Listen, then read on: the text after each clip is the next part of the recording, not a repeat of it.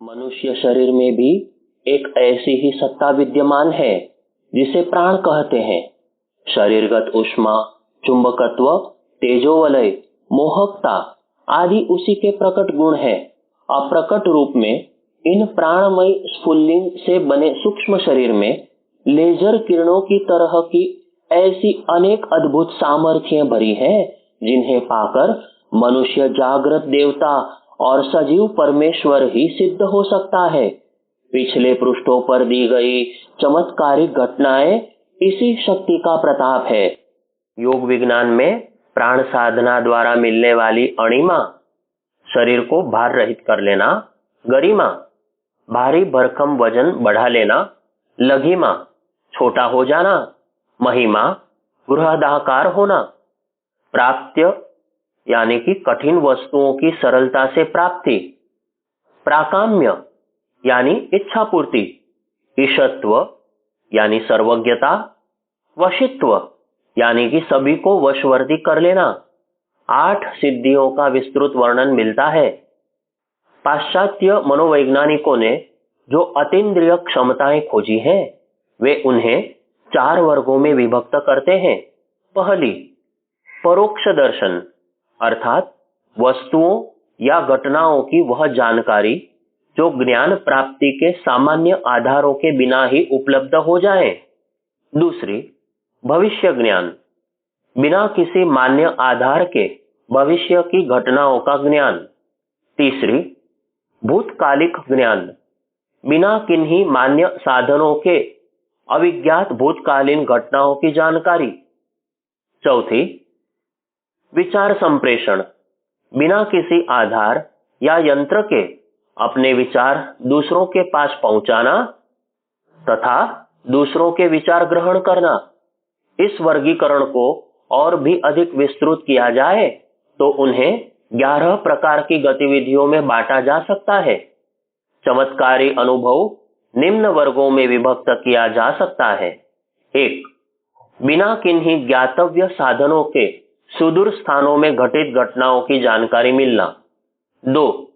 एक व्यक्ति को दूसरे व्यक्ति की मनःस्थिति तथा परिस्थिति का ज्ञान होना। 3. भविष्य में घटित घटनाओं का बहुत समय पहले पूर्वाभास। 4. मृतात्माओं के क्रियाकलाप जिससे उनके अस्तित्व का प्रत्यक्ष परिचय मिलता हो। 5. पुनर्जन्म की वह घटनाएं जो किन्हीं बच्चों, किशोरों या व्यक्तियों द्वारा बिना सिखाए समझाए बताई जाती हो और उनका उपलब्ध तथ्यों से मेल खाता हो। 6. किसी व्यक्ति द्वारा अनायास ही अपना ज्ञान तथा अनुभव इस प्रकार व्यक्त करना जो उसके अपने व्यक्तित्व और क्षमता से भिन्न और उच्च श्रेणी का है। 7. शरीरों में अनायास ही उभरने वाली ऐसी शक्ति जो संपर्क में आने वालों को प्रभावित करती हो। 8. ऐसा प्रचंड मनोबल जो असाधारण दुस्साहस के कार्य विनोद की साधारण स्थिति में कर गुजरे और अपनी तत्परता से अद्भुत पराक्रम दिखाए। 9. अदृश्य आत्माओं के संपर्क से असाधारण सहयोग सहायता प्राप्त करना। 10. शाप और वरदान जिससे दीर्घकाल तक व्यक्तियों व वस्तुओं पर प्रभाव बना रहता है। 11. परकाया प्रवेश या एक आत्मा में अन्य आत्मा का सामयिक प्रवेश सिद्ध होता है। इन समस्त सिद्धियों का आधार प्राण साधना है जिसके आधार पर प्राणमय कोश या प्राणमय शरीर का विकास, नियंत्रण और उपयोग किया जाता है। यह तथ्य अब तक भले ही श्रद्धाभूत रहे हो किंतु अब विज्ञान उन तथ्यों को स्वीकारने और उनका विवेचन भी करने लगा है। प्राण एक ऐसी शक्ति है जिसका पूरी तरह उद्भव किया जा सके तो मनुष्य उन दिव्य शक्तियों का स्वामी बन सकता है जो सामान्य व्यक्ति के लिए महान चमत्कार जैसी लगती है। दूरदर्शन के छिपे सत्य। कुछ दिन पूर्व अणुव्रत संघ के तत्वावधान में एक योग प्रदर्शन कार्यक्रम रखा गया था। उसमें अणुव्रत आंदोलन के एक मुनि ने कई चमत्कार दिखाए थे। तमाम देशों के राजदूत उसमें सम्मिलित थे। योगी ने अरब के राजदूत की धर्मपत्नी के बटुए में कितने नोट थे बताए थे। मॉस्को न्यूज के 22 अगस्त 1980 के अंक में एक वोल्दया डेंशिक नामक 8 वर्षीय बालिका का विवरण छपा है। यह बालिका अंधेरे में भी अपने ओठों से देख लेती है। अत्यंत सूक्ष्म लिखे कागज के ऊपर 2500 कागज ढक देने पर भी वह सब कुछ बता देती है कि नीचे वाले कागज में क्या लिखा है। शिकागो अमेरिका के एक हिप्नोटिस्ट डॉक्टर स्टैनली मिशेल ने दावा किया है कि टेड सेरियस नाम का उनकी पहचान का एक ऐसा व्यक्ति है जो बिना बिंब के भी केवल मानसिक कल्पना द्वारा संसार के किसी भी दूरवर्ती स्थान का चित्र कैमरे में उतार सकता है। यह आवश्यक नहीं है कि वह वर्तमान समय के ही हो, वह भूतकाल के भी, जबकि कैमरे का आविष्कार भी नहीं हुआ था, चित्र खींच देने की क्षमता रखता है। उदाहरण के लिए, यदि वह चाहे तो सिकंदर के युद्ध, ईसा मसीह के क्रूस के समय वहां कौन कौन उपस्थित थे, मिस्र के पिरामिड बनाते समय मजदूर जैसे काम करते थे, वह सब दृश्य वह कैमरे में उतार कर दिखा सकता है। इस तरह का समाचार सुनकर अमेरिका की विश्वविख्यात पत्रिका लाइफ के संपादक पॉल बेल्च और उनके साथियों को बड़ी उत्सुकता हुई। उन्होंने लाइफ कार्यालय का ही कैमरा लिया, रील भी अपने हाथ से भरी और डॉक्टर मिशेल के दफ्तर में जा पहुंचे। टेड सेरियस एक कुर्सी पर बैठ गया, फिर उस कैमरे को गोद में लेकर इस तरह फिट किया कि उसका चेहरा लेंस के सामने आ गया। अब वह भूतकाल की कोई घटना याद करता सा जान पड़ा। मस्तिष्क में ध्यानावस्थित सा होकर उसने कैमरे का बटन दबाया। पहले 2-3 चित्र तो अस्पष्ट से उतरे, पर एक चित्र जो बिल्कुल स्पष्ट उतरा वह यूनान की किसी अति प्राचीन मूर्ति का चित्र था। हजारों मील दूर बिना चले वह भी अतिभूत की वस्तु का फोटो निकाल देना सचमुच एक बड़ा आश्चर्य था। क्योंकि श्री मिशेल महोदय सम्मोहन विद्या के ज्ञाता थे, इसलिए श्री पॉल बेल्च को आशंका हुई कि संभव है उनके सम्मोहित करने के फलस्वरूप यह फोटो आई हो। इसलिए उन्होंने दोबारा फिर अकेले टेड सेरियस को लाइफ पत्रिका के कार्यालय में बुलाया। कैमरा की फिल्म भी लाइफ कार्यालय द्वारा भरी गई। पॉल बेल्च ने कहा, इस बार वह किसी 17 मंजिल की इमारत का ऐसा चित्र चाहते हैं जिसकी खिड़कियां स्पष्ट दिखाई देती हो। सेरियस फिर पहले की तरह बैठा। वैसा ही चित्र मानसिक कल्पना द्वारा उसने कैमरे में उतार दिया। किस शहर की यह इमारत हो सकती है इसका तो कुछ पता नहीं चल सका, पर वह चित्र लाइफ पत्रिका में छपा था। लोगों को टेड सेरियस की इस विलक्षण क्षमता पर बड़ा आश्चर्य हुआ। टेड का यह भी कहना है कि आज तो लोग मुझे केवल कौतूहल से देखते हैं, पर मैं शीघ्र ही प्रमाणित कर दूंगा कि शरीर में एक प्रकाशपूर्ण सामर्थ्य है और वह एक स्थान पर बैठे हुए संसार भर को देख सकती है।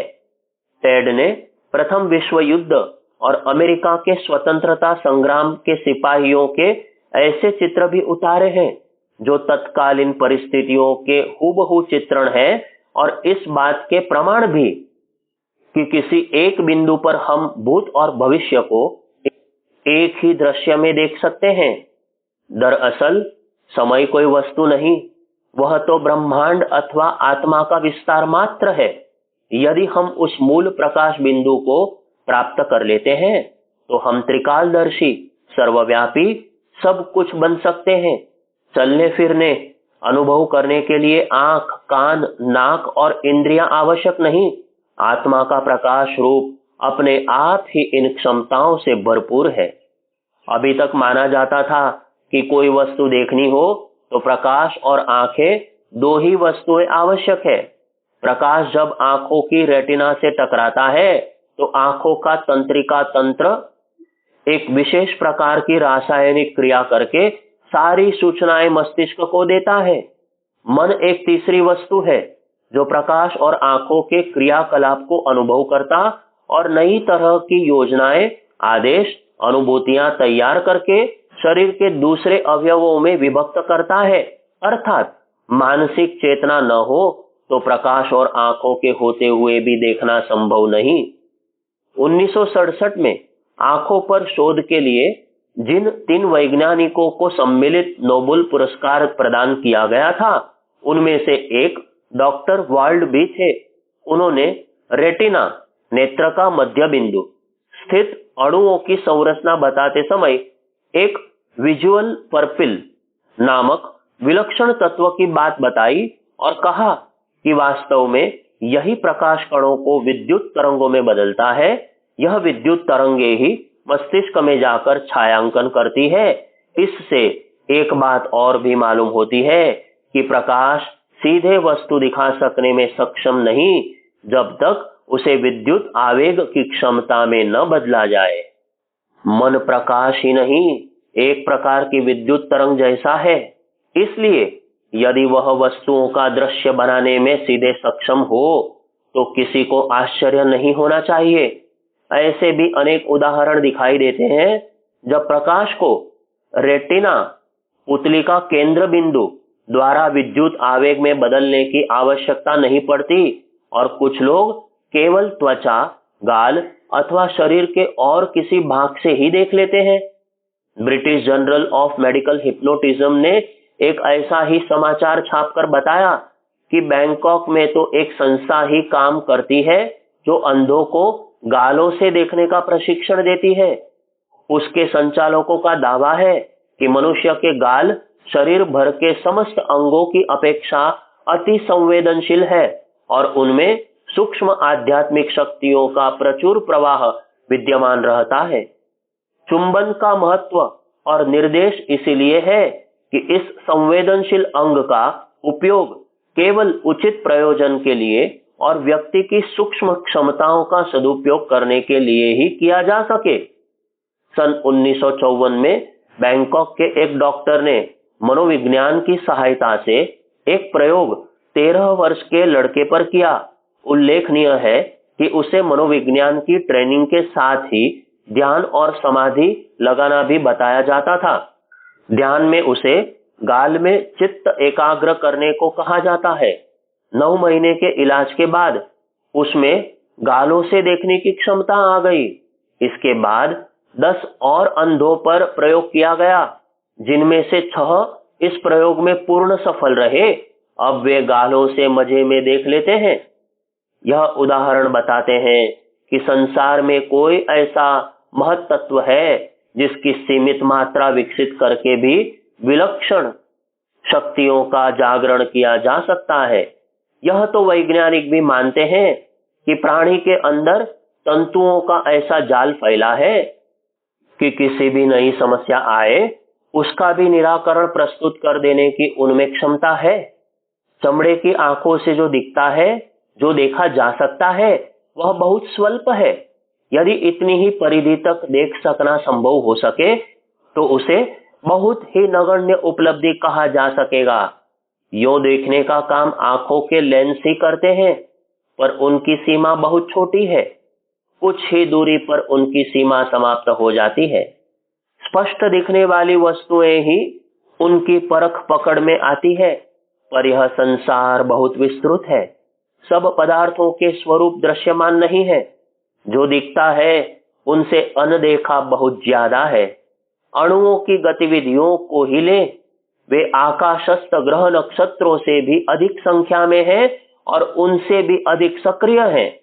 अपने शरीर में काम करने वाले परमाणुओं, जीवाणुओं, शक्ति घर के विद्युत प्रवाहों एवं क्रियाकलापों को देख सकना, समझ सकना संभव हो सके तो वह इतना ही विस्तृत, अद्भुत एवं अन्वेषण योग्य प्रतीत होगा जितना कि यह विराट विश्व ब्रह्मांड। आंखें वह सब कहां देख पाती हैं। प्रत्यक्ष जगत के दृश्य पदार्थों में भी हमारी दृष्टि में एक छोटा सा क्षेत्र ही आता है। जाननी तो आगे की बातें भी पड़ती हैं। वह प्रयोजन चिट्ठियों से, अखबारों, तार, टेलीफोन, रेडियो आदि से पूरा होता है। आंखों की क्षमता से काम चलता न देखकर हमें जानकारी के क्षेत्र दूसरे साधनों से बढ़ाने पड़ते हैं। जिसके पास यह साधन जितने अधिक होते हैं वह उतना ही अधिक लाभान्वित होता है।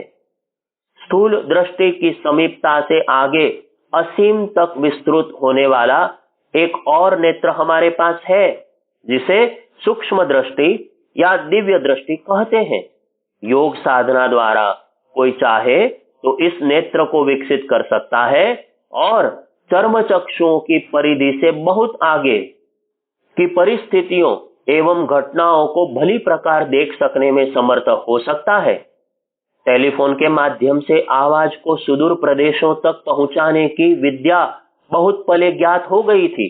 इसके बाद रेडियो प्रणाली से परस्पर बैठे हुए व्यक्तियों का बिना तार के ही केवल ध्वनि कंपनों की सहायता से वार्तालाप करना संभव हुआ। टेलीविजन प्रणाली में चित्रों को दूर दूर तक भेजना संभव हुआ। अब उसमें एक कदम और आगे बढ़ा है। फोटोग्राफी भी इसी संचार प्रक्रिया के साथ जुड़ गई है। इसे ऐसे मानना चाहिए जैसे दर्पण और फोटो कैमरा। दर्पण के सामने खड़े होने पर चित्र दिखता है, पर हटते ही वह चित्र गायब हो जाता है। कैमरे की बात दूसरी है। उसके सामने खड़े होकर फोटो उतारा जाए तो वह स्थायी बना रहेगा। टेलीविजन को दर्पण कहा जाए तो इस विद्युत आवृत्ति संचार व्यवस्था को कैमरे की फोटोग्राफी मानना पड़ेगा, जो क्षण भर में एक स्थान का फोटो पृथ्वी के इस छोर से उस छोर पर भी भेज देती है। अखबारों में जो विश्व भर की महत्वपूर्ण घटनाओं के फोटो दूसरे ही दिन छप जाते हैं, इसका कारण यही प्रणाली है। टेलेक्स प्रणाली में भी यह विशेषता अधिक बारीकियों से भरी हुई है। भारत में ऐसा संचार केंद्र पूना के पास आरवी में छोटी पहाड़ियों के बीच बना हुआ है। इसे इंटेलसाट 3 कहते हैं। इसकी संचार तरंगे बंबई के स्टील टावर में पहुंचती है। वहां फ्लोरा फाउंडेशन के निकट बना हुआ 18 मंजिल वाला संचार भवन उन तरंगों को ग्रहण करता है और फिर शक्तिशाली उपकरणों के माध्यम से अभिष्ट स्थानों पर भेज देता है। प्रेषण जैसी ही ग्रहण व्यवस्था भी उन संयंत्रों में है। विदेशों से आने वाले फोटो यहीं ग्रहण किए जाते हैं और उनकी अनेक प्रतियां छापकर तत्काल अखबारों को अथवा संबंधित अधिकारी विभागों को भेज दिए जाते हैं। फोटो ही नहीं, महत्वपूर्ण नक्शे, कागजात, पत्र आदि भी तत्काल इसी पद्धति के माध्यम से भेजे और ग्रहण किए जाते हैं।